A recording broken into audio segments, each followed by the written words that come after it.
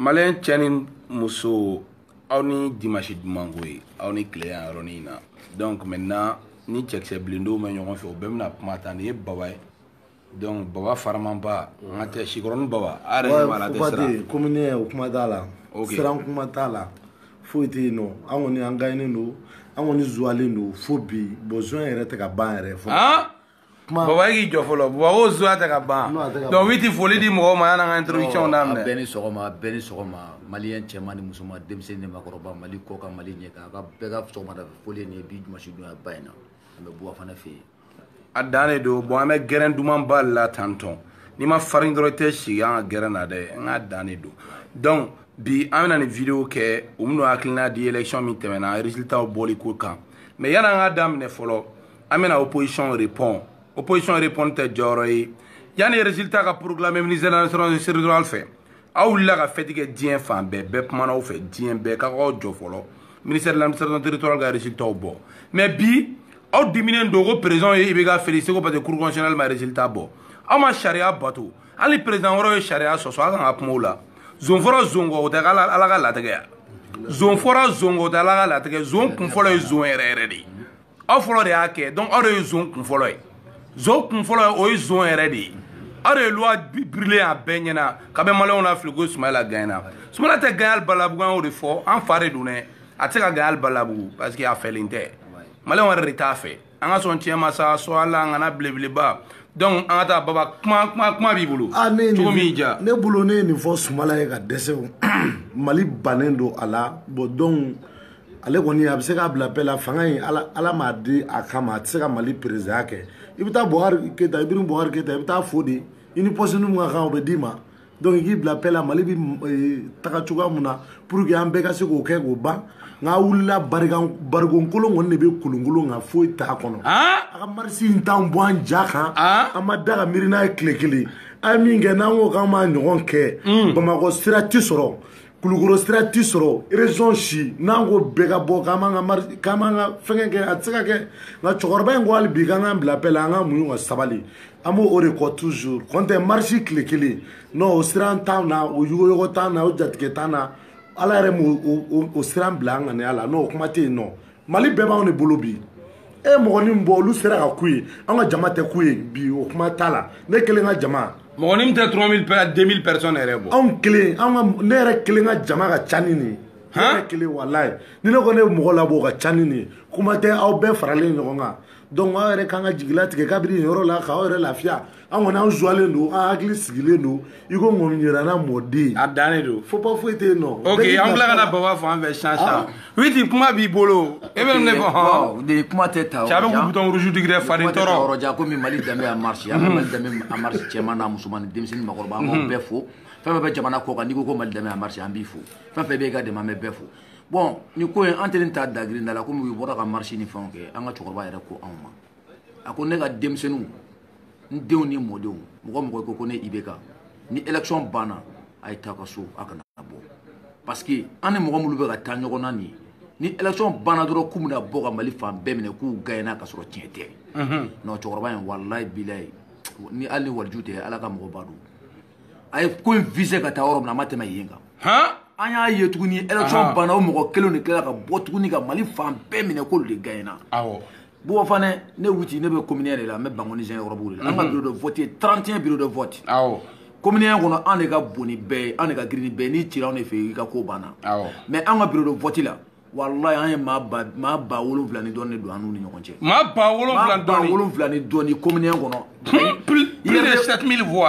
voix yɛrɛ mo be an ma tama ko na yu faga de ku kantige bon e ka jete na fajigila ku faga ko so mbugula ku faga korofina ku faga bangoni sen yɔrɔ ku faga plateau la bugu salem bugu jengena bugu anu faga ni bela o mɔgɔ kelen ka kila ka bɔ su fɛ ka marche tuguni k'olu gɛnna c'est à dire diɲɛnatigɛ yɛrɛ maloya bɛ ne na ko non le monde est à l'envers diɲɛ la fana e mun daw ka no a tɛ bugu la e b'o kalama min daru ka fana mun daru ka tuguni badala bugu i b'o kalama mais munna e bɛ se ka t'i ka quartier la a bɛ kila ka bɔ ka fara ɲɔgɔn kan k'aw gɛnna a ye maloya sa a ye maloya c'est à dire fanga tɛ sɔrɔ ta mɔgɔninfin jamana n'i b'a fɛ wallahi tɛ fitinɛ don a kɔnɔ yɔrɔ ni i bɛ taa o de fɔ fitinɛ ale t'a don jamana kɔnɔ Mali a ka d'ale Mali ko fa de b'ale la fanga ko fa t'ale la an y'a dɔn bi de ko Mali ko fa de b'a la fanga ko fa t'a la sinon a y'a fɔ jɔyɔrɔ foyi tɛ diɲɛ kɔnɔ ala ma min d'ale ma mais an b'a dɛmɛ ni na mun na jamana in ka se ka taa ɲɛ kɛlɛjugu ka dabila an ka ɲɔgɔn kɔniya dabila an ka juguya dabila asiriya ni ɲɛngoya ka dabila fanga ti sɔrɔ ten ɲɛngoya fin ala yɛrɛ y'o fɔ a ka kuranɛ kɔnɔ maa o maa i bɛ fitinɛ ɲini ka don jamana kɔnɔ ale tɛ jamana kalifa i la a banna a ye taa cɛkɔrɔba in ka victoire segin a ma i n'a fɔ 2013 la a ye mun kɛ ka taama ka taa fɔ so kɔnɔ bɛɛ k'a ye bɛɛ ka étonné Soumala Cissé o de tun bɛ to i danbe kɔnɔ mɔgɔ bɛ sɔn i ye ka d'a kan hali ni e kun y'i bolo ɲɛsin mɔgɔ wɛrɛ ma ni san 10 kɔfɛ k'an ka voté an kun bɛ voté parce que Soumala ye mɔgɔ ɲɛnama de ye a taamana ka taa i bɛ ka fo ko i bɛ ka gagné mais ni e wulila ka fan bɛɛ minɛ k'e gagné ka sɔrɔ e ma gagné ko 55% ni yɛrɛ maloya bɛ mɔgɔ la sa i ka arasa commerçant arasa e ka ko kɔni banna cɛ i dɔnna ka ale yɛrɛ ma se ka voter i ka quartier la u y'i gɛn k'i tɛ voter k'a tɛ voter commune 3 mɔgɔ i ma se ka voter yɛrɛ u y'i wulu gɛn an kɔni ka quartier la i bɛ bali ka mere i bɛ ka 150 Soumala Cissé tan i bɛ ka 200 i b'a mere ko Soumala Cissé 30 ou bien 20 cɛ ne yɛrɛ bolo mɔgɔ yɛrɛ tɛ e fɛ donc sabali Mali kɔni an ta de don toujours mais mini ɲininka o baba mɔgɔ min ko k'ale bɛ fɛ révolution wuli Bamako Bamakɔkaw ma sɔn ka voter batira Bamako quartier bɛ quartier la n'a ko Bangoni i ko Bagaraji i ko Bozola ninnu donc ninnu mɔgɔ si ko k'u t'i fɛ est ce que i bɛ se ka révolution yɛrɛ kɛ o kuma t'a la ne t'a dɔn a bɛna révolte ka taa fan fɛ i ko k'i bɛ t'i ka minitini sigi anw fɛ yen Sikɔrɔni n'i ka ɲɛmɔgɔ wele k'a ɲɛf'u ye n'u i sera yen nɔ ne kelen tɛ jama de don u ko ten bon ne de y'a jeunes ɲɛmɔgɔ ye i m'a faamuya ne kuma n'u fɛ i ka minitini a t'i sigi an ka Sikɔrɔni fɛrɛ la parce que i ma mara quoi i ma mara i bɛ mɔgɔw dɔgɔya manamana kan fɔ o t'an ka jɛ la an ma lamɔ na o vie qualité ninnu ye i bɛ ka cɛkɔrɔba dɔgɔya musokɔrɔba dɔgɔya minnu kɛ an bɛɛ bɛ se nin na nka an ka mara m'an permettre an k'olu kɛ an mago t'olu la quoi mɔgɔ bɛ se ka i fa jigɔnisogo la k'a sɔrɔ i m'a kolo kari yɛ o ye tiɲɛ bon donc an kɔni Arasa Baji e kɔni mago sara an t'i fɛ bi an t'i fɛ sini an ka président sigira Ibrim Boubacar Keita terre b'a bolo o kuma t'a la bon minnu bɛ ka bɔ k'an ka gitɔrɔnw n'an ka fɛnw jɛni ka siraw jɛni n'an y'u sɔrɔ ka u ta u tɛgɛ ma walayi ko o ye kɔnɔ talen de wara kungo la kɔnɔ ka taa wara kungo la parce que minnu bɛ ka bɔ fantanden minnu bɛ ka bɔ ka taa a daminɛna dɛ a ye yan jɛni i bɛ jɛni o dɔ tasuma la o b'i arranger i minɛni parce que i tɛ datugu hali Mali la avion b'i ta ka t'i datugu fo jamana wɛrɛ la o tɛ Maliko ye bilen o tɔ ye faso ci de mɔgɔ bɛ se ka bɔ ka marche k'i ka nisɔngoya jira k'a sɔrɔ i ma tiɲɛni don an kun i m'a faamuya i b'a ka an ka gitɔrɔn min jɛni gitɔrɔn kilomɛtiri 1 da n'a fɔra i b'a fɔ ko ayi o kabila o mɔgɔ t'a ka kabila la min bɛ se ka o wari sara o tɛ yen o se t'i ye bon donc a y'an to an danbe la an ka ka seli kɛ lafiya kɔnɔna na Arasa commerçant Abidjan julaba Amérique julaba Dakar julaba Faransi julaba ni bɛɛ jula de don a ka marchandise binna Dakar kɔgɔji la a bɛ wari ɲini a bɛ ko wari ɲini a ma ban wi tɛ ka na i b'a dɔn mun bɛ ne dabali a ban wallahi bila n bɛna sɛbɛ de f'i ye n'a ka di i bɛ remarque b'o la kan Soumala Cissé tɛ dɛ mangoya min bɛ Soumala nɔfɛ o tɛ mais IRD ɲɛmɔgɔ ye mɔgɔ k'a bɛ quartier o quartier la Ala kama yen quartier kɔnɔ mɔgɔ dɔ ɲɛna i b'a sɔrɔ o IRD ɲɛmɔgɔ bɛ yen quartier la a kuma ni mɔgɔw ye wallahi u si joli ma man o de problème IRD problème an fɛ yen wallahi u si fɛlen tɛ a cɛkɔrɔba dɔ bɛ yen bonya ni danaya tun b'a kan Sikɔrɔninkaw bɛɛ tigɛra o kelen na an ka quartier bɛɛ tigɛra o tiɲɛ nin de maliyɛnw banna ka voter maliyɛnw m'a faamuya so dɔw tɛ i b'a kalama parti yɛrɛ de filɛ nin ye a mɔgɔw yɛrɛ de ko man di mɔgɔw ye Soumala yɛrɛ de man di maliyɛnw ye Soumala tɛ se k'anw mara sa an b'anw mara cogo di walahi a tɛ se a tɛ se a jateminɛ e ni Ala ni kira cɛ san joli a bɛ ka ɲɛmɔgɔ ɲini ATT ye mun ye Ala y'a di ATT ma Ala n'ale y'a mun ye ale tɛna sɔrɔ a t'a sɔrɔ parce que a si tɛmɛna a ka sabali k'a bɛ 70 ans la a bɛ 70 ans jeune dɔw b'a la k'u t'u yɛrɛ faga cɛkɔrɔba ye e n'Ala cɛ de ka nɛ yɛlɛma bɛ se ka kɛ cɛkɔrɔba ko ye an tɛ to an ka bɔ a bolo et puis parti in filɛ nin ye fana dɔwɛrɛ fana mun ye ne dabaliya ban e bɛ taa Arasa ta k'o ta ka bila i ka parti kɔnɔ ka taa Cɛbilen Darame ta k'o ye ka directeur de campagne ye donc IRD mɔgɔw ni aw ka jigi kan ka k'aw de la o ma aw tɛ mɔgɔ ɲɛnamaw ye yan wallahi parti bɛ se ka danaya ta ka bɔ aw ka ka taa dɔrɔgutalaw bila o ɲɛma o kɔrɔ de ko IRD bɛɛ dɔrɔgutala de ye IRD san joli kɛ kɛlɛ la IRD san joli n'a fɔra ko 2018 la wallahi o directeur de campagne ka minɛw la ka t'o di Cɛbilen Darame ma nin ye maloya ko ye dɛ nin ye maloya ko barigon kolonkan ni suran tɛrɛ olu de bɛ kɛra aw ka ɲɛmɔgɔ ye a bɛ se ka Mali mara cogo di sa wallahi bilahi non bon ne kɔni bɛ min fɔ maliyɛnw ɲɛna ninnu bɛ ka bɔ ka yɔrɔ minnu jɛni ka bɔ ka marche minnu kɛ bamananw bɛ kuma dɔ de fɔ ko wulu bɛ giri dɔgɔ bɛ jɔ awɔ wulu bɛ giri o tɛ dɔgɔ bali ka jɔ wulu bɛ fan bɛɛ kɛ mankan muso bɛ taa sugu la ka cɛ a bɛ ka ne yɛrɛ dege bamanankan baw la dɛ o tiɲɛ Buba ko ne kurokara sigilen soso sigilen kurokara kɔ kan a ma taa joli min a taara sɛgɛn na fiɲɛ bɔ de a tiɲɛna a tɛ se ka kurokara kɔ sɔgɔ donc Sumala tɛ se ka i bɛ ka kɔ sɔgɔ ka diɲɛ wuli a tɛ se k'a sɔgɔ kuma banna arasa commerçant i tɛ se ka i bɛ ka kɔ sɔgɔ nin yɔrɔ in na Bina Sogoba bɛ lin na an ka foli bɛ Marukore fɛnɛ fo CCR kɔnɔ polisikɛ Mulaye San Denis Rodolfo San Denis so Gabon élément bɛ lin na Soyala ninnu bɛɛ bɛ lin na n'an ka élément sɔrɔ olu bɛɛ an b'a dɔn an y'a daminɛ dɔrɔn u b'a cliquer de bloc foyi t'a la an ɲɔgɔn tɛ Mali Danbe a marche wala an b'aw bɛɛ fo mɔgɔ mɔgɔ ko Mali mɔgɔ mɔgɔ ko Mali Danbe mɔgɔ mɔgɔ ko IBK mɔgɔ mɔgɔ ko Buwa Fanɛ Ala kana basi foyi k'aw si la Ala ka sini kɛnɛ laban ko ɲuman d'aw bɛɛ lajɛlen ma an jugulamɔgɔw f'olu ka tila ka wuli ka n'u bolo fila da u kɔ an ɲɛ k'a fɔ k'u yafara ko vraiment denmisɛnninw aw ta ye tiɲɛ an bɛ cɛkɔrɔba in kɔ n'o ma kɛ wallahi bilakɔrɔ ko bɛɛ ye nkalon ye an bɛ tiɲɛ de kan an tɛ nkalon kan a dannen don ne ko Ayisa jɔ fɔlɔ Baba e ka kuma ninnu fɛnɛ ka fara nin problème yɛrɛ bɛ min na problème bɛ yɔrɔ jumɛn sisan Buwa Fanɛ quoi bon ne yɛrɛ de ma nin tɔn ninnu ye ko mɔgɔ ma la ko barika t'u kɔ quoi parce que barika de b'an kɔ an ye kɛlɛ o kɛlɛ daminɛ an ye se sɔrɔ a bɛɛ la Sikɔrɔni Baba wallahi an ye se sɔrɔ a yɛrɛ la i biceps bɔ sa i biceps bɔ sa kow yelen don ka sɔrɔ biceps bɔ an b'o bila kow yelen don ka sɔrɔ olu tɛ awɔ Korokara ne korokara i ni baji la an ka foli b'i ye ne korokara talen Tahiriso la a taara mɔgɔya la nka a ka fini tɛ yen nɔ a ka fini tɛ yen bon Buwa Fanɛ an b'i fo k'i barika da kosɛbɛ wallahi parce que i yɛrɛ filɛ nin ye dugawu de b'i kɔ barika b'i kɔ o de kama anw caman tugur'i kɔ i n'a fɔ an yɛrɛ bɛ cogoya min na barika de b'anw na dugawu b'an kɔ barika b'an na i m'a faamuya Fatumata Seber donc a dan de don fo pas foyi tɛ yen an bɛ bɛɛ fo Aja Suguna minnu ɲɛ b'an na minnu bɛ ka photo commenter minnu bɛ aw bɛɛ bɛ tiɲɛ dɔn Kadafika jamana tiɲɛna tan u b'a kɔlɔlɔ kɔnɔ bi wa Mali bɛ o ka kelen de la bi dɛ Mama national fo Madusu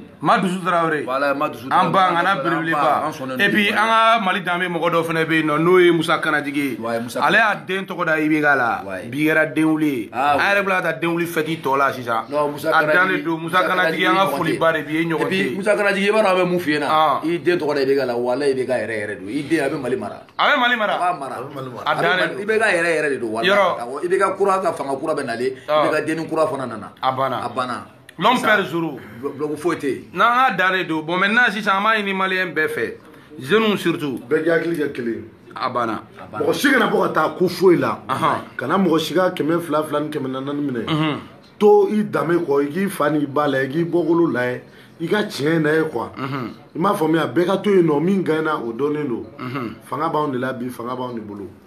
parce que Ibrahim Boubacar Keïta yɛrɛ bɔra ka dugawu kɛ Mali marali bɛ mɔgɔ min kɔnɔ a y'o dugawu kɛ ko Ala ka ko bɛɛ nɔgɔya o ye quoi o kelen don a y'o dugawu kɛ bon Facebook président ko in ye jumɛn de ye parce que ɲɛ b'a la Balidu Montana ka mɔgɔw b'a la ko Balidu Montana de ye Facebook président ye Madu ka journal fɛnɛ ko Sumala tɛ Facebook président k'ale de ye président ye donc bɛɛ bɛ ka président réclamer aw yɛrɛ bolo ni vote de bɛ kɛ Facebook fɛnɛ kan Facebook président eliya Sumala ni jeunes de fɛnɛ b'a la ko Sumala tɛ se ka kɛ Facebook président ye k'olu to o élection bɛ kɛ cogo di bon i b'a dɔn mun na an bɛ Sumala kɛ Facebook président parce que komi Sumala ale ye i sen don Mali président ba a Dagakane an ka foli bɛ association Dagakane ale ye sen don Mali président ɲini ba la ala ale dansira ale ma se k'o sɔrɔ bon pour sortir a ka bɔ ten a bololankolon o man d'an ye donc an y'ale eli k'ale kɛ Facebook président donc an hinɛ la an ka to a bolo donc Balidu Montana ka mɔgɔ ouais Balidu Montana an bɛ se k'o to ale bolo k'i kɛ deuxième ye quoi an bɛ se k'o vice président ka Madu fɛnɛ kɛ vice président non ni Madu bɛna o kuma ɲɛfɔ général Madu a b'ale kɛ premier ministre maréchal Madu ale ye Sumala ka premier ministre bon rasta commerçant an b'ale kɛ Sumala ka ministre du commerce ministre du commerce tɛ ou bien ministre des finances de rasta commerçant la ministre du finance ye commerce i b'a dɔn mun ma ne dabali a ban ne fɛn dɔ f'i ye bi i b'a fɔ ko witi delila ka fɔ yan quoi rasta laban ye kaburu gardien o dɔrɔn de b'a Banjugu do ye duwawu do a yɛrɛ ne kɔni bɛ k'o f'i ɲɛna bi a t'o sɔrɔ k'a tɛ kaburu do gardien fɛnɛ sɔrɔ a t'o sɔrɔ Baba Arasa Fali bɛ lafiya Bamakɔ a tɛ lafiya yan nɔ a ti lafiya tɛ lafiya yan nɔ wala a tɛ lafiya mais e b'a ka baara dɔn Arasa Fali tɛ lafiya ale bɛ mun baara la a tɛ foyi la yan nɔ foyi fo mɔgɔ gundo bɔrɔtɔ i yɛrɛ gundow bɛ yen gundobaw a jɔ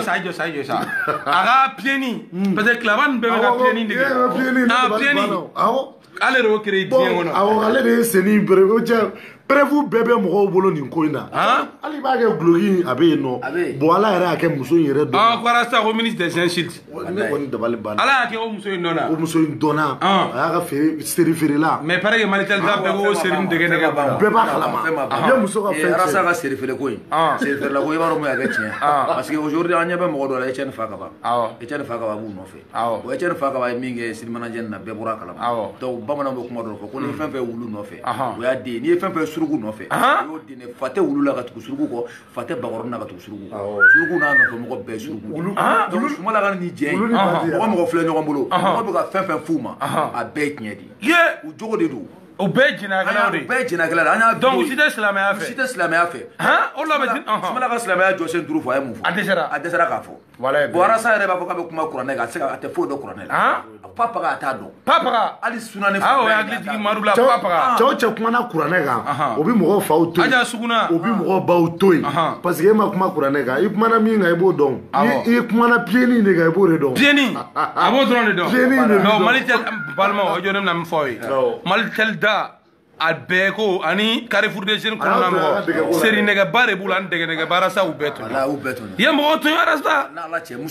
Madu ko k'a ka taa film tourner de ko Hollywood la ko porno la k'a ɲɔgɔn tɛ yen ko diɲɛ bɛɛ k'a kelen de ye pieni kɛ ala taa jɛ fanga ko in ko ka taa Hollywood la Madonna denmuso fɔlɔ an bɛna n'o ka contact passer ɲɔgɔn ma quoi Madonna denmuso fɔlɔ Madonna kelen kelen américaine kɔrɔ in o denmuso dɔ bɛ yen nɔ an bɛna ni Rasta ka message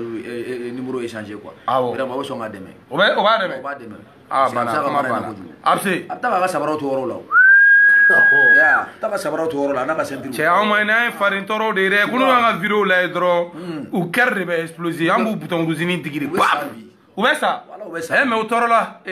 o ma gagné élection na u tɔɔrɔ la an yɛrɛ bɛ an yɛrɛ ka sugu la yen nɔ kɔrɔbɔrɔkɛnin dɔ bɛ yen buwaba fili dɛ buwaba kɛ tan a dɔ nin bijɛ ne yɛrɛ bɛ ka ɲini ɲɛ na ne m'a ye kɔrɔbɔrɔkɛnin tununa hali sisan ne m'a ye ɲɛ na bon an ɲin'a la bon an bɛna min f'u ye sa a ye lamɛn Mali y'an bɛɛ ta de danbetigi Sɛfa Sangare an ka foli b'i ye Musa la an ka foli b'i ye Musa Kulubali Mariam Kulubali an ka foli b'i ye an b'a yira maliyɛn bɛɛ la Mali y'an bɛɛ ta de ye bon u ye Sumala choisi o tɛ problème ye balontan de don an bɛɛ de ye kelen ye donc an b'a ɲini u fɛ dɔrɔn u ka na an ka Mali jɔ sangarankini de don quoi n'i y'an bɛ ka nin fɛnɛ bɛɛ kɛ an bɛɛ ye maliyɛn de ye an bɛ yɛlɛ ɲɔgɔn fɛ ka ni baroni ninnu kɛ ka ɲɔgɔn dɔn et tout o dɔrɔn de don quoi donc Rasta commerçant segin kɔ yan'a ka babu ba an ka nin jeu ta o kɔni lamɛn o k'a la kɛ an ka nin jeu dɔrɔn o kɔni lamɛn Witiku k'a bɛna fɛn dɔ k'a la k'an k'a lamɛn dɛ fɛn dɔ k'a la dɔrɔn a b'o lamɛn dɔrɔn a filɛ nin a filɛ tout le monde est donc critiqué là, mais il veut monter et tout fort. Et le jour où on est tout fort, faut que moi kadi c'est la jour là comme rôle. Comment quand faut mourir, c'est pas ça le Mali. Rasta yɛrɛ fa kumakan yɛrɛ fa kumakan nin ye nin ko diɲɛ don o don ko Rasta bɛ mɔgɔw critiquer a bɛ mɔgɔw kɔrɔfɔ ka t'i sigi radio la ka mɔgɔw buruja ale yɛrɛ sɔn bɛ k'a yɛrɛ sɔn bɛ k'a tɛ k'o fɔ mɔgɔ ko c'est pas ça de bon ni Mali députéw bolo a Sumala i nɛn ka di dɛ i ye opposant ye PRD ɲɛmɔgɔ don an ma Sumala ye k'a fɔ k'a bɛ ministère de l'intérieur n'o ye Ami Kane ka ɲɛmɔgɔ ka wele assemblée la k'a fɔ mun na i bɛ kiosque ci o ye opposition ka baara ye u m'a kɛ Cɛbilen de la même ministre si wele assemblée la k'aw kana maliyɛnw ka baara tiɲɛ opposition nɛn ka di marche la u nɛn ka di journal kɔnɔ u nɛn ka di tɔgɔmɛ na i bɛ ka yan tɔɔrɔ a y'an tɔ ta bon an bɛ nin dan tan nin t'an ka kuma ye nin t'an ka kuma yɛrɛ nin Rasta commerçant ka kuma ale ka kumakan de ye nin bɛɛ ale de ye nin bɛɛ ye an ma nin si fɔ ale de bɔra nin bɛɛ bon e yɛrɛ ka nin fana ka Malitel da cɔsiginiw n'a fɛn Mali candidat bɛɛ mara ka bilan a ka bilan fiscal ye mun ye Sumala bɛ impôt sara wa Cɛbilen yɔrɔ y'o fɔ ye maliyɛn tɛ Mali kɔnɔ bɛ Cɛbilen dɔrɔn bɛ ka baara dɔn Cɛbilen est un chômeur de carrière Allah akbar Cɛbilen ye anglais de kalan il doit être enseignant à l'ENSUP Cɛbilen n'a jamais enseigné il est historien de formation et on ne sait pas Cɛbilen est consultant de quel organe de quoi Cɛbilen bɛ katikati kɔnɔ Umar Mariko libéral clinique b'a bolo a ka wari bɛ bɔ min personne ne connaît bon e yɛrɛ sa baci yɛrɛ e yɛrɛ ka baara ye mun ye i yɛrɛ bɛ VOT kɔnɔ e yɛrɛ ka baara ye mun ye an kɔni min ye gerebuya la an min ye gerebuya la an min ye fɛn na i yɛrɛ ka baara ye fɔ i expliquer i bɛ bɔ yan ka taa an ka tunkaradenw hakili minɛ ka taa mɔgɔw tɔɔrɔ i n'a fɔ Mali bɛna wuli k'a sɔrɔ an b'a kɔnɔ yan alhamdulilah an kɔni mɛ yan foyi t'an na yan ji ka nɔgɔ kuran ka nɔgɔ fɛn bɛɛ ka nɔgɔ baba Dobora ka sɛbɛn Fal Sidibe Fal Sidi ko Arasa de Sumala la bi e hakili ye min o la Arasa de Sumala yɛrɛ ma gafi bon ne kɔni yɛrɛ b'a dɔn nin fila bɛɛ kelen parce que Sumala tɛ Arasa tɛ dɛ hali ni dɔwɛrɛ kun nana min tɛ Arasa ye Sumala tɛ dɛ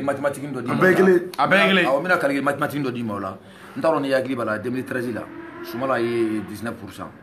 bɛɛ y'o ye bon 2018 la an y'a ye 17% sɔrɔ donc Arasa nali min kɛra a ka parti la a ye 2% tigɛ ka bɔ a ka fɛn donc cɛ in kunkolo ka ɲi Arasa de ye Sumala bi Arasa de y'a bi ne ka Arasa ka kɛ solution Arasa kɛra problème ye commerçant da ka sa Arasa commerçant donc Arasa nana Sumala ka parti k'i k'a fɔ de ko Arasa commerçant bɛɛ b'a dɔn la a y'a ka minɛnw ta ka yala a sera Sumala kɔrɔ Sumala ye wari min k'a ka segin kɔnɔ c'est à dire a ma se k'o baara kɛ Sumala ye quoi an y'a ye don tɛmɛn'o la Sumala ye jama min sɔrɔ nin don in na Arasa nana fara kan n'a ka jama Sumala ka jama binna de donc Arasa nali kɛra a bolo problème de commerçant nacogo ma ɲɛ donc commerçant fana nacogo ma ɲɛ o la sɔrɔba kɛ o kɛra tiɲɛ a taara mɔgɔw fana ta k'o k'a ka directeur de campagne o jolima man di mɔgɔ b'o wele de ko wa ɲinɛnin dɔ bɛ yen nɔ ɲinɛnin dɔ bɛ yen nɔ a fa tɛ yala ten a bɛ taa taama kogoju an b'a dɔn sa kulo ɲinɛnin voilà bon kulo ɲinɛnin de ye ale ye donc kulo ɲinɛnin nalen min kɛra ale kasa ye yɔrɔ bɛɛ la bon mɔgɔw wulila k'u yɛrɛ donc dagoya Sumala bɛ bi an ka cɛkɔrɔba Buba n bɛ fɛn dɔ f'i ɲɛna aw ka photo dɔw bɛ yen n t'a dɔn n'i y'a remarqué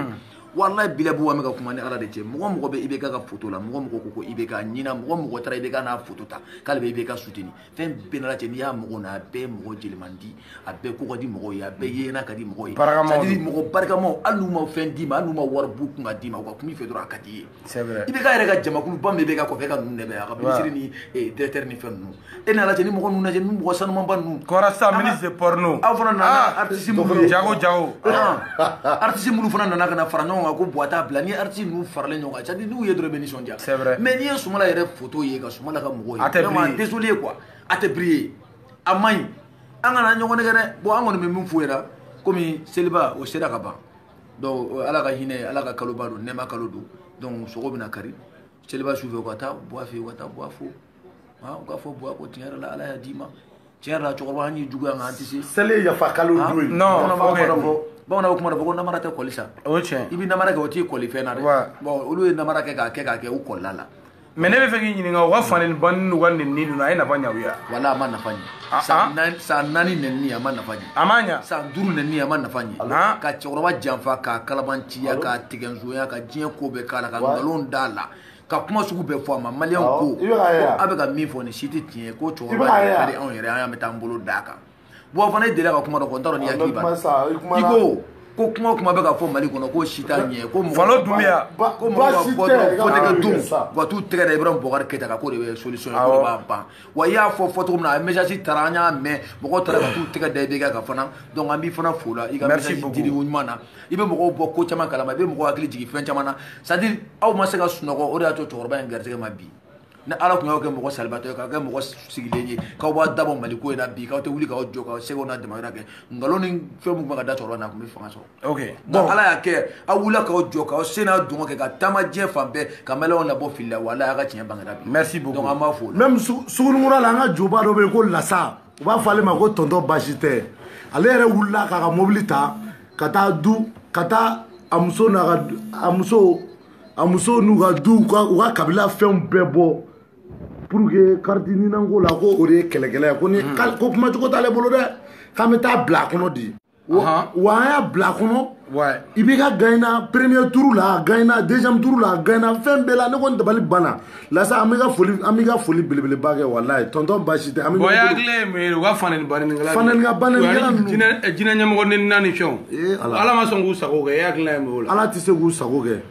an ma dege karamɔgɔ dɔgɔya la mɔgɔba fan o fan an ka lamaraw ti an permeti an k'olu dɔgɔya o kuma tɛ yen i m'a faamuya Buwa fana ne y'o f'i ye n ko barikatigiw de bɛ tugu ɲɔgɔn kɔ sa dangaden de ye mɔgɔ ye min bɛ mɔgɔba n'a fa nɛni min bɛ sɔn ka o ɲɔgɔnna fɔ a yɛrɛ ma ni an fa n'an ba y'a fɔ an ye k'an k'i kungo to ɲɔgɔn na donc i tigɛr'i masa de la o de kama i bɛ mɔgɔw dɔgɔya an ka karamɔgɔ tɛ se ka dɔgɔya an ɲɛna Sirifukɛ Ayidara Bani o y'an ka belebele dɛ an bɛ ɲɔgɔn bolo wala Ayidara an ka foli belebeleba b'i ye fo Bangoni Janganɛbugu kɔnɔ ne yɛrɛ sikɔrɔni an bɛ amisari la kabini an fitinin an de taara Ayidara ka cɛfarisɔ dun n'a ye Ayidara fo an ma ɲinɛ Zikiri Solo fana awɔ Zikiri Solo i ni baara ni cɛsiri Ayidara ka Badara Alu an ma ɲinɛ ko n'i ka banburu tigɛ bere i fana ko i tun bɛ ka Arinɛ Sangare dɛmɛ Arinɛ Sangare Ala y'a jɔyɔrɔ da premier tour la i wulila i farala IBK kan i ko Buwa t'a bila Zikiri Solo an b'i n'i ka Arinɛ Sangare fana fo ayo wala ɲuman ga o ɲɛna Haidara ka Badara Alu de ye i fana i bɛ kuma min kɛ bi bɛɛ b'a dɔn k'i fana bɛ tiɲɛ kan i y'i jɔyɔrɔ fa Mali ko la i y'i jɔyɔrɔ fa quartier ko la donc n'a ye Haidara fo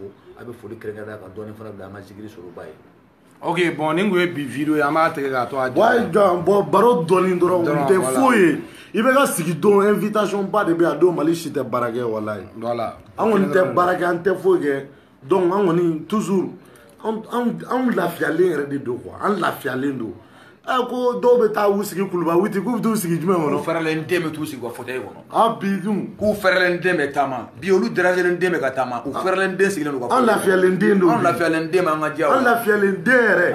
ah non bɔ fana yɛrɛ an b'i fo k'i barika da kosɛbɛ quoi walayi ni foli ka kan i y'i cɛsiri i ye min kɛ cɛkɔrɔba in ka ko la Ala b'i sara a la quoi i bɛ bɔ fana tɔgɔ kura dɔn wa walayi bilayi bɔ fana tɔgɔ kura de ko wara ka wara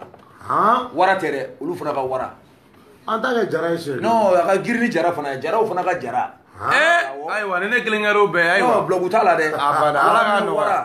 an bɛ ɲɔgɔn de bolo wulila san joli minnu wulila da pɛtɛ-pɛtɛ la an ka cɛ i y'u k'u yɔrɔ yir'u la un coup an k'u tigɛ voilà k'u tigɛ masɔ bɛɛ ni ca yɛrɛ an bɛ ɲɔgɔn de bolo Ala k'a ɲaga di maliden bɛɛ ma an bɛ wele bila minnu tun bɛ i ka contrôle la ko o t'a tiɲɛ k'u place b'an kɛrɛfɛ k'Ala k'an bɛɛ to ɲɔgɔn merci an b'o dugawu kɛ toujours vidéo kɔni merci